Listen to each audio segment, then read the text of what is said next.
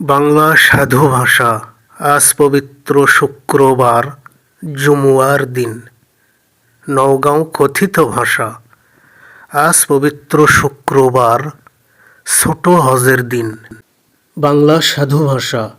দীর্ঘ 17 বৎসর লন্ডনে নির্বাসনে থাকিবার পর বিএনপির ভারপ্রাপ্ত চেয়ারম্যান জনাব তারেক রহমান স্বদেশ প্রত্যাবর্তন করিলেন।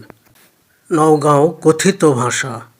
লম্বালম্বি 17 সাল লন্ডনে পরবাসী থাকার পর গেল দিন বিএনপির ভারপ্রাপ্ত চেয়ারম্যান জনাব তারেক রহমান দেশের মাটিতে পাও দিলেন। বাংলা সাধু ভাষা। গতকাল বৃহস্পতিবার 25শে ডিসেম্বর 2025 বিএনপির ঐতিহাসিক দিন। নওগাঁও কথিত ভাষা।